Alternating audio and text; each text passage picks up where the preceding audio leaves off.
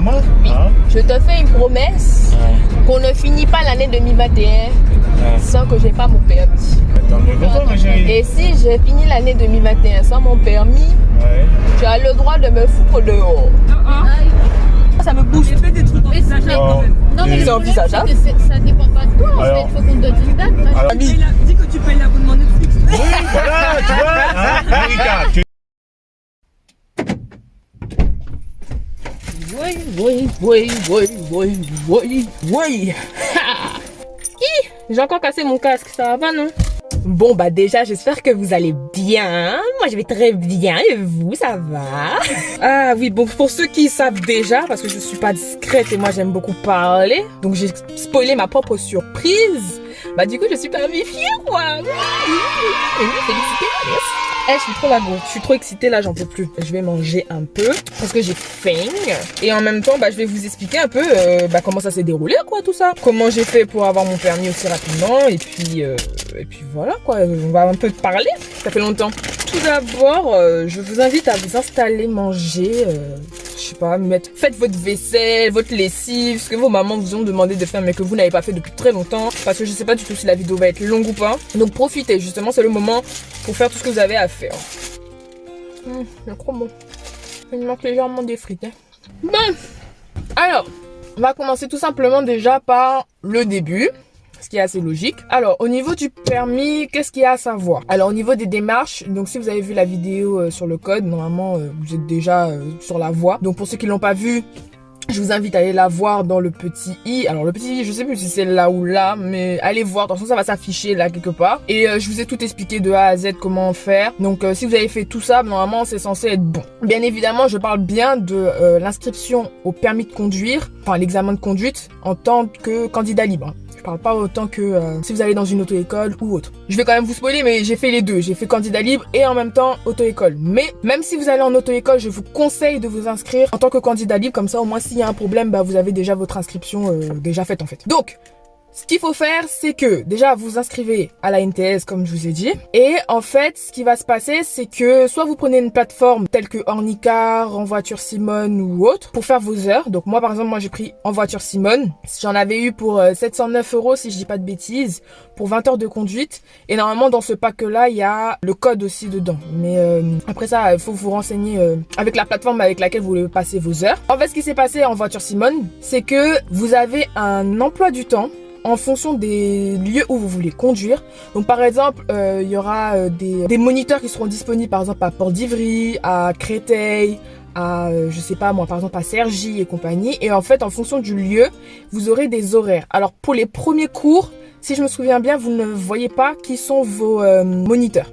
En fait, le premier cours, c'est un cours, sauf si c'est votre premier cours par exemple à Porte de Choisy, vous aurez les horaires mais vous saurez pas avec qui vous allez conduire. Enfin, vous n'avez pas sa photo. C'est seulement quand vous aurez pris le cours.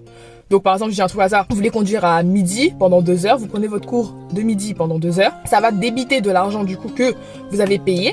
Et c'est après qu'ils vont vous donner des informations du conducteur. Donc sa plaque d'immatriculation, son nom, son numéro de téléphone pour le contacter.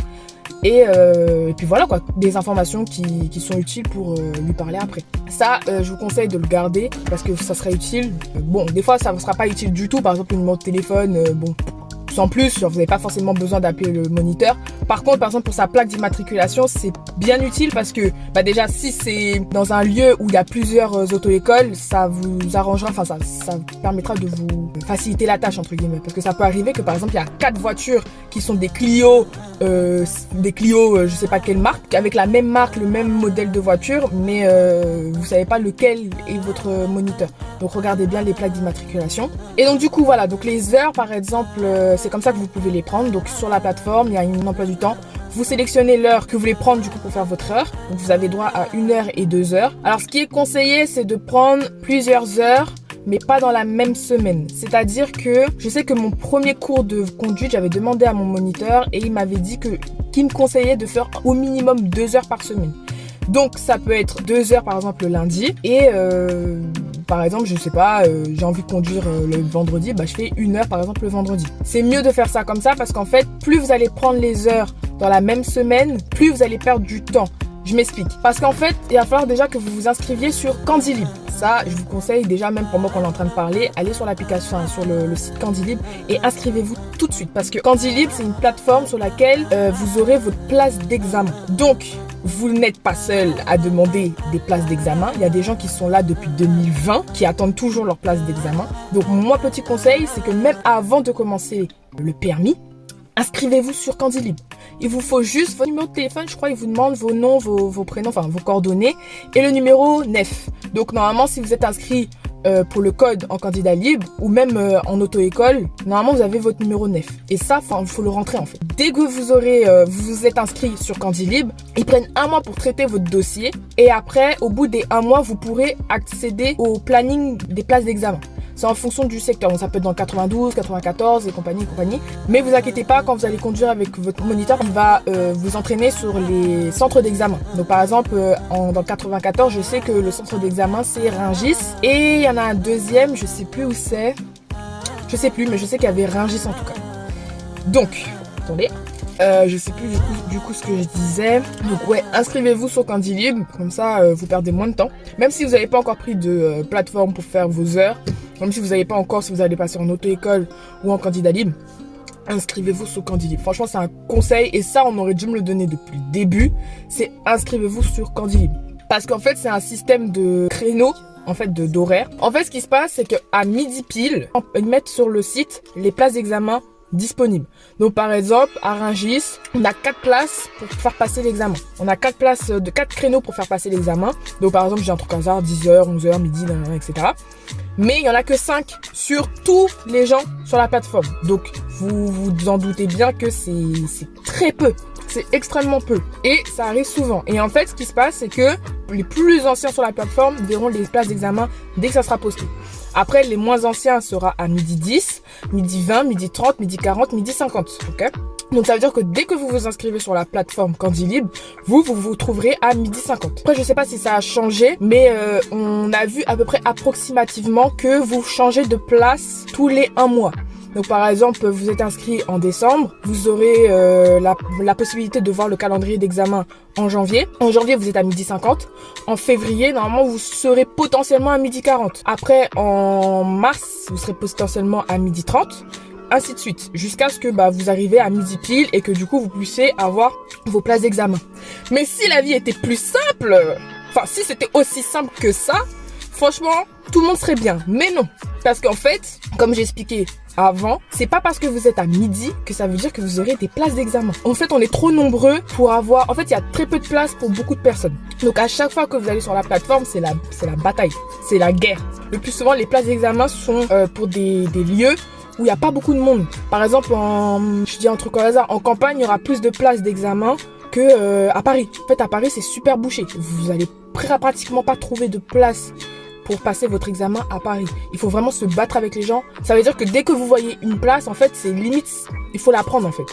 Par contre, c'est un petit conseil que je vous donne, c'est justement de vous inscrire sur Candylib avant. Comme ça, vous arrivez au minimum. Moi, franchement, je conseille de commencer les cours de conduite quand vous arrivez à midi 20 à peu près. Parce que, en fait, si vous commencez à midi 50, va falloir que vous continuez vos cours. Donc ça veut dire que au lieu de payer juste 449 € par exemple en voiture Simone, vous allez payer 449 € plus les heures que vous allez rajouter en plus. Parce que imaginons que votre place d'examen vous l'aurez en décembre et vous avez commencé en décembre 2022 et vous avez commencé vos heures de conduite en décembre 2021, vous avez 1 an à vous entraîner. Et 20 heures de conduite, je peux vous assurer que c'est super rapide. C'est ultra rapide. En 2 mois, vous pouvez finir vos 20 heures de conduite. Donc, voilà, c'est le conseil que je vous donne, c'est que commencez vos heures de conduite à partir du moment où vous êtes à midi 20. Comme ça, vous avez à peu près 2 mois, voire 4 mois max à vous entraîner tranquillement. Vraiment tranquillement. Après, je sais pas, faites comme vous voulez, mais moi, je sais que c'est un conseil que j'aurais bien aimé recevoir des gens qui sont passés par Candylib, etc. Parce que, vraiment, hein, au final, vous allez voir, vous allez dépenser de l'argent pour rien et pour au final arriver au même point, en fait. Donc, c'est un petit conseil. En plus, comme ça, c'est déjà plus frais dans votre tête. Donc, c'est un petit conseil. Après, bon, pour les plateformes, franchement, c'est selon vous. Moi, j'ai fait en voiture Simone parce que Je sais même pas d'ailleurs pourquoi j'ai fait en voiture Simone. Je sais pas qu'est-ce qui m'a poussé à faire en voiture Simone, mais en tout cas je l'ai fait avec eux et j'ai pas été déçue. Juste j'avoue que j'ai fait que 19 heures avec eux parce que ma dernière heure, le moniteur n'a fait que... Enfin les moniteurs du coup, ont fait qu'annuler mes heures de permis. Ça aussi ça arrive souvent sur les plateformes, sur toutes les plateformes en fait. J'allais dire sur les plateformes en candidat libre, mais en vrai même pour les auto-écoles c'est pareil. Mais par exemple ça peut arriver que votre moniteur annule votre heure de conduite le jour même, la veille, etc. C'est super chiant, super frustrant, mais malheureusement on peut pas faire grand chose. Mis à part, n'hésitez pas à vous plaindre aussi sur la plateforme. Moi, c'est ce que j'ai fait parce que ça faisait au moins 4 fois qu'ils annulaient mon heure de permis alors que je partais bientôt aux Antilles. D'ailleurs, si vous n'avez pas vu des vidéos, des vlogs des Antilles, je vous mets aussi dans le petit i. Ça n'a rien à voir avec la vidéo, mais voilà, on va faire une petite promotion. Mais oui, du coup, ils faisaient qu'annuler les heures et en fait, c'était frustrant parce que j'aurais préféré finir mes 20 heures avec la plateforme. Surtout que, en fait, j'avais trouvé un moniteur sur Porte d'Ivry, Kirouchana d'ailleurs, elle sait de qui je parle. C'est le meilleur moniteur qu'on aurait pu avoir. Et malheureusement, lui, il est passé en automatique, donc j'ai dû changer de moniteur. Et c'est là où c'était la catastrophe, parce que du coup, les moniteurs que je prenais, soit ils annulaient les heures, soit... Enfin voilà. Ça veut dire choisissez les moniteurs qui sont proches de chez vous, mais surtout qui sont mieux au niveau pédagogique. Ne vous dites pas je vais rester avec ce moniteur là parce qu'il est à côté de chez moi. Parce que par exemple j'avais un moniteur qui était dans le 13e, il était bien, mais sans plus. Vous voyez, et heureusement que j'ai continué à chercher parce que j'en ai trouvé un meilleur à Porte d'Ivry. C'est beaucoup plus loin, mais il est meilleur. Enfin il est pas loin non plus, mais c'est meilleur. Vraiment le best. Malheureusement, il est parti. Ce que je voulais dire aussi, c'est que ils vont vous faire une petite analyse au début de votre niveau. Donc, combien d'heures vous devriez faire pour passer l'examen. Donc, il faut avoir minimum 20 heures pour passer l'examen. Mais c'est très rare que les élèves passent à 20 heures de conduite. C'est extrêmement rare. Le plus souvent, ils passent autour de 30, voire 40. Par exemple, à Paris, on m'avait dit que c'est environ 40 heures de conduite pour passer l'examen et le réussir. Moi, on m'avait diagnostiqué à 41 heures et au final, je l'ai eu à 36 heures, si j'ai bien compté hier. À 36 heures, c'était bon, j'ai pu passer mon permis. Donc ça, c'est pour à peu près tout ce qui est administratif et entre guillemets les tips pour éviter que vous perdez du temps pour la conduite. Ça, c'est en gros, c'est ça.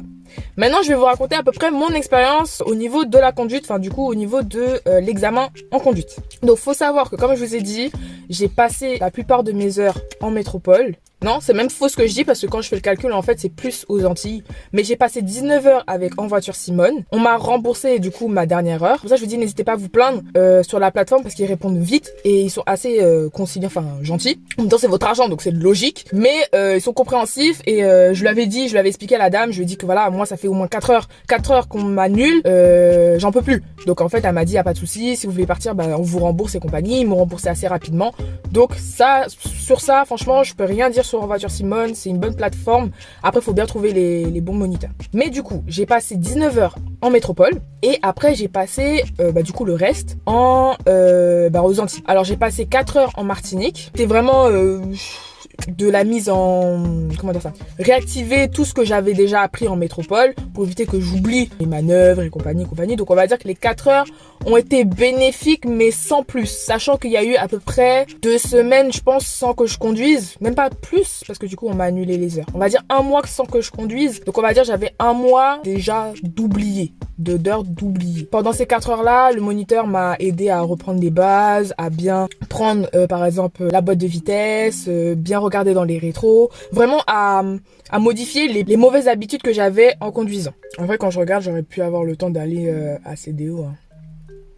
Et donc en Martinique, voilà, comme j'ai dit, c'est juste pour réactiver un peu les bases que j'avais. Et en fait, tout s'est passé en Guadeloupe. Alors, pourquoi je suis partie aux Antilles pour faire mon permis ?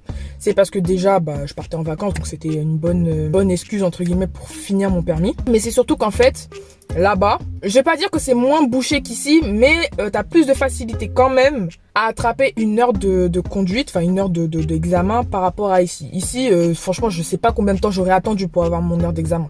Alors qu'arrivé là-bas, je l'ai eu en moins de, 1 mois En fait, j'avais déjà fait mes démarches au préalable. J'avais déjà trouvé mon auto-école. J'avais déjà parlé avec les gens qui s'occupaient de l'auto-école. Et on s'était mis d'accord. Ils m'ont dit, ok, bon, il te faut combien d'heures pour finir ton permis? Moi, je leur avais dit un minimum de 10 heures minimum. Donc après, ils m'ont fait un petit tarif pour finir toutes les heures avant de passer l'examen. Et ils avaient déjà posé une date d'examen pour moi parce qu'ils savaient très bien que j'allais pas rester longtemps aux Antilles et que du coup, le plus vite je passais l'examen, le mieux était pour moi. Et donc du coup, je me suis arrangée avec eux. Et donc je suis passée en Guadeloupe pour passer mon permis. Et d'ailleurs j'ai eu de la chance parce que c'est au moment où tout a commencé à être un peu compliqué, parce que les Martiniquais ne pouvaient pas aller en Guadeloupe, les Guadeloupéens ne pouvaient pas aller en Martinique parce que il y avait une espèce de régulation des voyageurs. Donc on va dire que j'ai été chanceuse parce que ça a été un motif impérieux. Donc passer mon examen. Mais bon, je vous raconte ma vie, c'est pas trop ça qui est intéressant. Donc pour l'examen, comment ça s'est passé? Alors c'est comme ici, ça ne change pas. Ils vous font le parcours de de ce qui est potentiellement le parcours que vous allez faire pendant l'examen. Donc ils vont vous faire rouler dans les petites routes, rouler sur les autoroutes et compagnie, donc pour vous mettre la main et compagnie. Et arrivé à l'examen, c'est à peu près tout ce que vous avez vu avec votre moniteur que vous allez faire. Pas tout complètement, mais une partie. Et ce que moi je ne savais pas et que mon moniteur m'a dit, même la veille en fait je dirais, c'est que en fait l'examen du permis ne dure pas 1 heure, il dure maximum 33 minutes. Je sais pas si c'est pareil ici, mais normalement c'est pareil partout, c'est 33 minutes maximum. Ça veut dire que le moniteur peut vous faire conduire 10 minutes, 15 minutes, 30 minutes, 33 minutes, mais pas plus. Il ne va pas vous faire conduire 35 minutes, 40 minutes et compagnie. C'est si vous savez, vous savez. Si vous savez pas, vous repassez. Il faut pas voir ça comme un stress, mais il faut voir plutôt ça comme, justement, j'ai 10 minutes pour montrer que je sais faire ce qu'on m'a appris. C'est rapide. D'un côté c'est bien, d'un autre côté c'est là où il faut vraiment tout donner. C'est pas mais de toute façon je vais pouvoir me rattraper. Vous pouvez vous rattraper, mais ne vous dites pas j'ai fait une faute, ça va aller. J'ai fait une faute, ça va aller. J'ai fait une faute, ça va aller. Non, là non. Une faute, d'accord, 2, ok, mais pas 3. Et même si vous faites des fautes, ne vous dites pas c'est mort, c'est bon, j'aurai pas mon permis et compagnie, parce que y a des moniteurs qui sont très pas pédagogiques, mais je dirais assez gentils, qui peuvent vous laisser passer vous donner le permis. Par exemple, je sais pas, vous avez juste oublié de contrôler les rétros. C'est pas vraiment une faute éliminatoire. Par contre, les fautes éliminatoires, c'est mort. C'est à partir du moment où, par exemple, l'inspecteur a touché le volant, par exemple, ça c'est une faute éliminatoire, c'est mort. C'est si vous avez, par exemple, grillé une priorité à droite, c'est-à-dire que vous l'avez vu, mais vous avez quand même continué à passer, par exemple, et que la voiture était déjà engagée, faute éliminatoire. Par contre, imaginons que la voiture était un peu plus loin et que vous êtes passé, c'est pas une faute du tout, parce que le temps que la voiture elle passe, vous avez eu vous pouvez avoir le temps de passer. Après bon, faut voir avec votre moniteur, parce que moi du coup j'ai un peu oublié tout ça, mais voilà. Donc du coup pour le jour de l'examen, moi personnellement j'en ai parlé à personne. Enfin, ils étaient au courant, mais ils avaient un peu oublié quand est-ce que je passais l'examen. Je l'ai passé le 18 août et c'est une journée qui était pas vraiment stressante. En fait, la veille, j'ai pas stressé. Le jour même, j'ai pas stressé, mais j'ai stressé seulement au moment où, en fait, c'est-à-dire que j'ai pris la voiture avec mon moniteur, il m'a fait un petit parcours avant qu'on passe l'examen. Du coup, j'ai emmené la voiture au centre d'examen. Il m'a dit de la garer, il m'a expliqué un peu comment ça allait se passer, que il fallait que je prenne ma carte d'identité pour montrer à l'inspecteur, que l'inspecteur va m'expliquer comment ça va se dérouler et compagnie, qu'il faut pas stresser, et vraiment, faut vraiment pas stresser. Et en fait, le seul moment où j'ai stressé, vraiment, c'est quand on était tous les élèves dos au mur face à eux. En fait, il y avait les voitures qui étaient garées et on les regardait. Et du coup, moi j'étais un peu stressée parce que je me disais, mais du coup, qui va m'évaluer? Parce que je regardais des personnes et je disais, mais toi, c'est sûr, tu vas m'évaluer. Et des personnes avec un visage vraiment, tu te dis, t'as peur et tout. Alors c'était des moniteurs. Enfin, je les connaissais pas. Eux, ils les connaissaient parce que les Antilles, tu vois, tout le monde connaît à peu près tout le monde. Moi, j'étais la petite métropolitaine, je connaissais personne. Donc, pour moi, en fait, les gens qui parlaient avec mon moniteur, c'était des inspecteurs. Mais pas du tout, c'était des moniteurs aussi. Et en fait, j'entendais qu'ils parlaient, qu'ils disaient oui.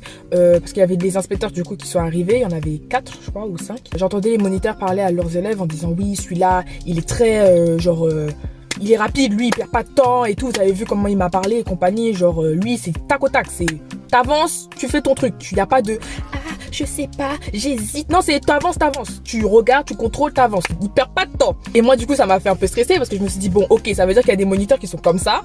Il faut faire attention, tu vois. Sachant que moi j'aime trop un peu genre maintenant pas du tout, mais avant j'étais trop en mode faire attention, un peu les contrôles et puis voilà. Par chance, je suis tombée sur une monitrice, enfin par chance. ça dépend dans quel contexte. Une monitrice qui était assez gentille, genre elle m'a pas stressée dès le début, justement elle nous a un peu relaxé, je dirais. Elle a dit oui, parce que j'étais avec une autre fille, qu'elle nous a expliqué que voilà, il y aura plusieurs étapes dans l'examen. Donc la première étape, c'est qu'elle va nous donner des indications, il va falloir qu'on les suive au maximum. Donc quand elle nous dit d'aller à droite, qu'on aille à droite, quand on nous dit d'aller à gauche, qu'on aille à gauche et compagnie, qu'on adapte une allure assez réglementée, voilà, qu'on suive le code de la route, que on conduise de façon écologique. Donc quand ils disent conduire en façon écologique, c'est passer les vitesses en fait. C'est-à-dire que quand la voiture, vous sentez qu'elle veut la troisième, vous lui donnez la troisième. Même si vous dites ah non j'ai pas envie de passer, non tu lui donnes la troisième, parce que ça c'est vu comme une conduite non écologique, vu que t'es en train d'utiliser de l'essence pour rien en fait. T'es en train de polluer un peu plus pour rien, si je sais bien ce que je me souviens. Et donc du coup voilà, elle t'explique. Et moi encore une fois je sais pas si ça se passe pareil ici, mais par exemple aux Antilles ils nous ont dit que il y a une autre partie dans l'examen qui sera une autre partie autonomie. Donc ce qui va se passer, c'est que par exemple ils vont nous faire conduire, enfin vous allez conduire, et il va vous dire ok, à partir de là vous m'emmenez à MK2. Donc il va falloir que vous vous débrouillez pour l'emmener à MK2 en faisant attention, en regardant les panneaux et compagnie. Mais vous n'avez pas de GPS, hein. C'est vous l'emmenez à MK2 et vous faites attention. Elle vous donne aucune indication, la seule indication c'est MK2. Et à partir du moment où vous avez passé MK2, elle va vous donner d'autres indications et compagnie. Enfin, elle, mais ça peut être il. Moi c'était une monitrice en tout cas. Et moi, comme encore une fois je ne connaissais pas, je connais pas vraiment la Guadeloupe. Bon maintenant un peu mieux, mais avant je connaissais pas du tout la Guadeloupe. Et par chance, le parcours qu'on a fait le jour pour l'examen, c'est le parcours que j'ai fait la veille avec mon moniteur. Franchement, quand je vous dis que j'ai une bonne étoile parfois, c'est que tout le parcours qu'on a fait, tout ce qui m'a fait faire en fait la veille, c'est exactement ce que j'ai fait le jour qui arrivait en fait. Et des trucs en plus compliqués hein. Au tout début, donc elle m'a dit de commencer et compagnie, tout allait bien. Après, elle m'a dit de tourner à droite, sauf que c'est une route qui est assez compliquée. C'est-à-dire que tu peux pas tourner à droite comme tu veux en fait. Il y a des sorties, il y a des entrées et il faut faire attention à ce que tu ne rentres pas dans une sortie. Vous voyez ce que je veux dire ou pas? Dommage que j'ai pas des photos, des visuels pour vous montrer parce que en fait c'est assez compliqué à voir, mais je devais tourner à droite et j'ai raté la sortie à droite. Et en fait je savais pas qu'il fallait tourner à droite tout de suite parce que pour moi je voyais que des sorties, je voyais pas un endroit pour rentrer quoi. Et elle m'a dit, du coup je lui dis est-ce que je tourne à droite tout de suite, parce qu'en fait devant il y avait un rond-point. Du coup je lui dis est-ce que je tourne à droite tout de suite. Et la dame, elle était en mode en fait je vous avais demandé de tourner avant, c'est trop tard. Maintenant c'est trop tard. Et moi du coup je savais pas quoi faire. Je lui dis mais est-ce que du coup je continue à tourner à droite ou est-ce que je continue tout droit. Et la dame, mais je pense que c'est le début, j'ai dit mais toi là tu veux qu'on se batte. Et là elle me regarde, elle me dit mais pourquoi vous voulez tourner à droite en fait? Ça sert à rien, c'est trop tard en fait. Je vous ai demandé de tourner à droite avant, la sortie c'était avant, c'est trop tard. J'ai dit écoute madame là, moi j'ai pas le temps avec toi. Vu que tu veux pas me dire où on va aller tout droit. Du coup je suis allée tout droit. Après bon ça s'est bien déroulé, j'ai fait tout ce qu'il fallait faire. Donc attention, voilà les priorités à droite, nanana. Et du coup est arrivé le moment où j'étais en totale autonomie. Et elle m'a dit vous m'emmenez au CHU. Au CHU en fait. Le CHU c'est le centre hospitalier en Guadeloupe en fait. Pour aller au CHU c'est assez compliqué parce qu'en fait c'est des routes qui sont que à priorité.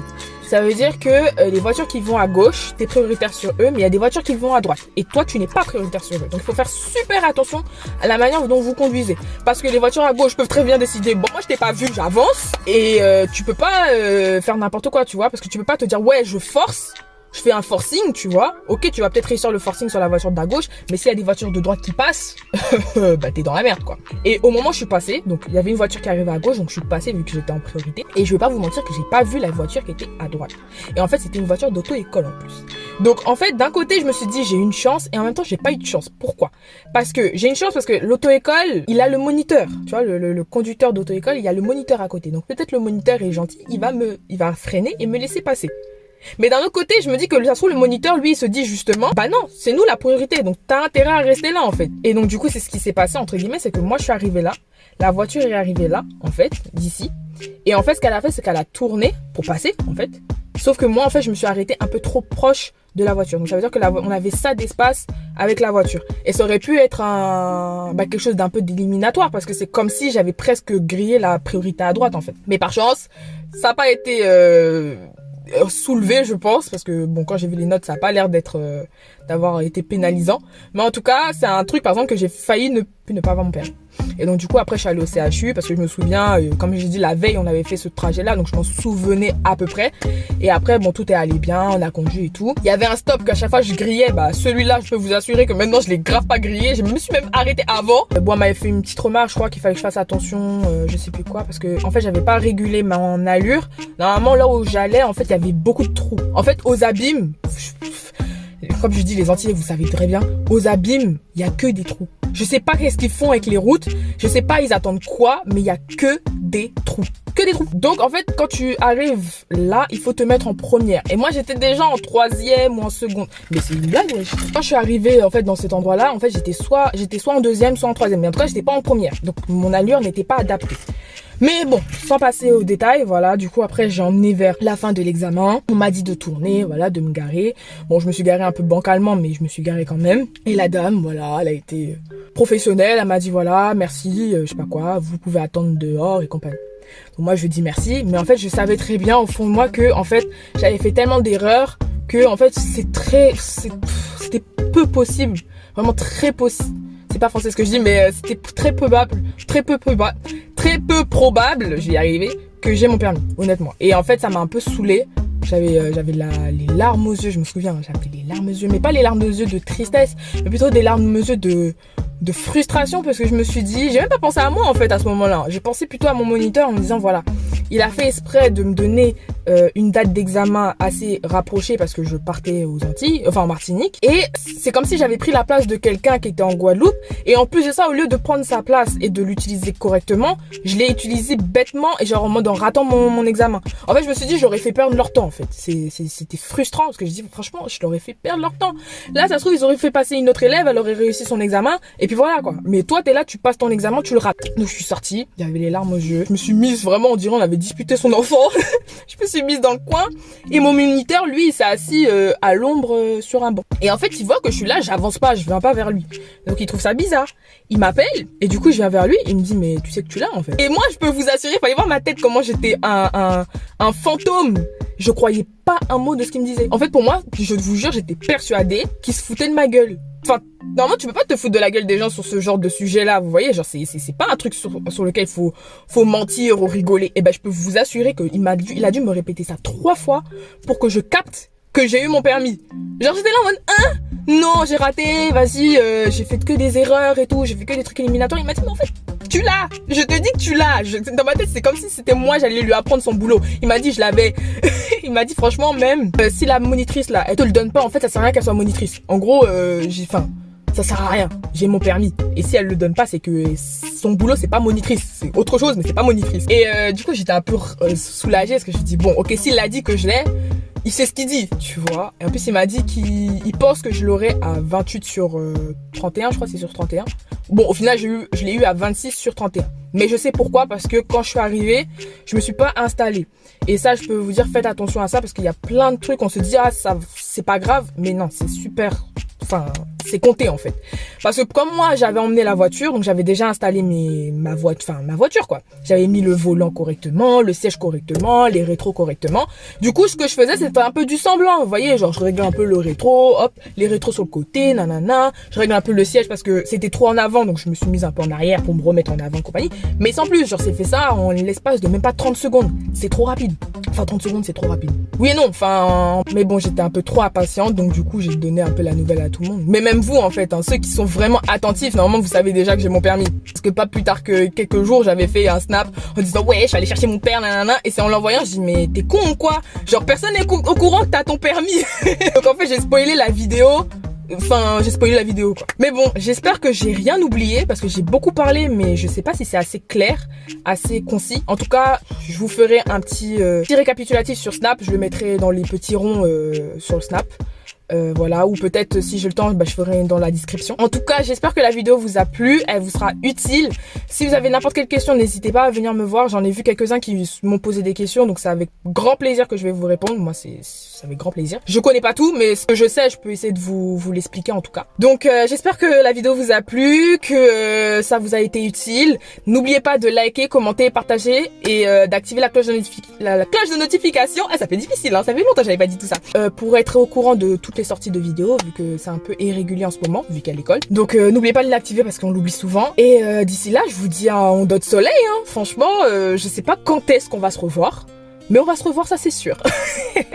Allez, je vous dis salut et des gros bisous. Et faites attention à vous, ok? Covid oblige, faites attention à vous. Voilà. Gros bisous!